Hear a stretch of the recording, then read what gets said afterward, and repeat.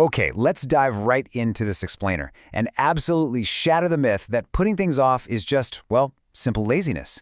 I mean, we've all been there, right? Staring blankly at a screen, suddenly deciding your desk needs to be perfectly organized instead of paying the bills, or literally finding anything else to do besides the one thing you actually need to finish. But what if I told you laziness has absolutely nothing to do with it? So why do we actually delay? It's kind of the ultimate productivity question. When we really look at the source material, the answer isn't a lack of discipline or poor time management. It's actually something far more psychological and way more deeply ingrained in how we handle stress.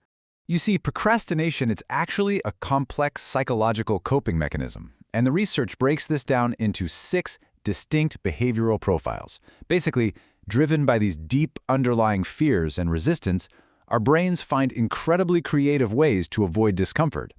Let's look at exactly how it does that, and more importantly, how we can spot the specific masks we wear when we're, running away from our responsibilities. To make sense of this, we're going to group these behaviors into 3 main themes today: anxiety, illusion, and rebellion. Our agenda covers the faces of procrastination, paralyzed by anxiety, trapped in an illusion, rebels and thrill seekers, and finally, recognizing your reflection. Okay, starting off with Section 1, the faces of procrastination, 6 masks of delay. The research shows there are 6 completely unique strategies our brains use to avoid a task. Think of it like a lineup. We have the perfectionist, the dreamer, the worrier, the crisis maker, the defier, and the over-doer. Every single one represents a totally different behavioral roadblock keeping us stuck. Moving right along to Section 2, paralyzed by anxiety, fear driving delay. First up in this group is the perfectionist. These folks delay tasks or just avoid starting altogether because they are genuinely terrified their work won't meet impossibly high standards. They might dive deep into endless research or obsess over formatting the perfect spreadsheet. Ultimately, that intense anxiety of imperfection just leads to total inaction. Basically, if they can't get a flawless outcome, they'd rather not even start. Now, in sharp contrast, we have the worrier. Their pervasive anxiety leads them to avoid tasks as a coping mechanism, secretly hoping the problem will just resolve itself, or maybe magically become less daunting over time. They worry about making the wrong decision, they worry about failing, they worry about disappointing people. Surprisingly, they even worry about succeeding. Because, think about it, succeeding means you have to face the new responsibilities that come with that success. Crazy, right? So the crucial point here is the contrast between these 2 anxiety-driven faces. The perfectionist obsesses over the tiny details and is completely terrified of imperfect work. The worrier, on the other hand, fears the ultimate outcomes and is just hoping the universe handles it for them. So while both are entirely paralyzed by anxiety, the perfectionist is afraid of the execution, whereas the worrier is deeply afraid of the consequences. Let's jump into Section 3, trapped in an illusion, a mirage of activity. Meet the dreamer. Oh, dreamers are highly creative and they absolutely love the grand, big picture vision. They live happily in the realm of possibilities. They thoroughly enjoy the thought of what they could achieve. However, they actively avoid the gritty, mundane reality of actually breaking those grand goals down into actionable steps. For the dreamer, the practical steps of implementation are just way too difficult or, frankly, just too boring to face.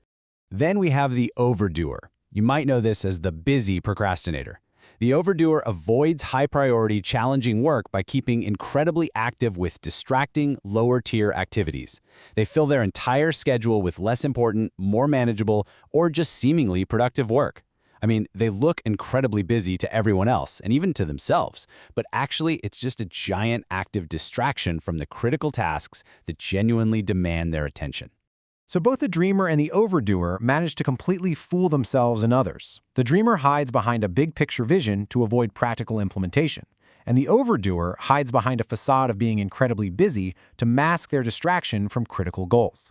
At the end of the day, both remain completely stagnant on the things that actually move the needle. Next up, Section 4, Rebels and Thrill Seekers, Creating Friction.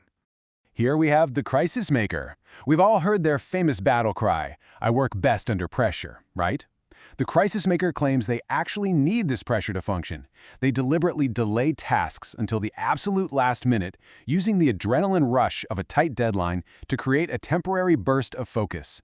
They absolutely thrive on that manufactured chaos. But let's look at the reality of that manufactured chaos. The The project starts weeks out, but their deliberate inaction pushes the real work until just days or even hours before the deadline.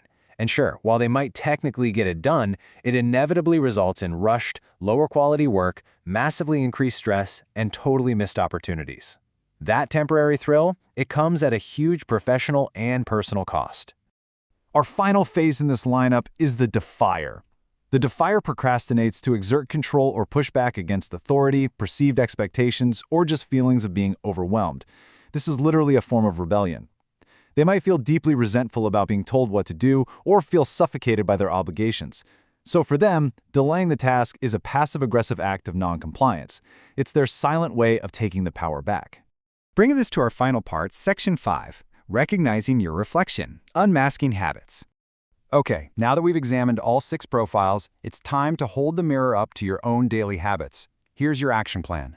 Step 1. Identify your primary procrastination phase. Step 2. Recognize the underlying fear or resistance, whether that's anxiety, an illusion of productivity, or a need for rebellion. And finally, target that specific emotional driver to unlock genuine action. You have to know the why before you can fix the what. So I'm going to leave you with this. Which face is staring back at you?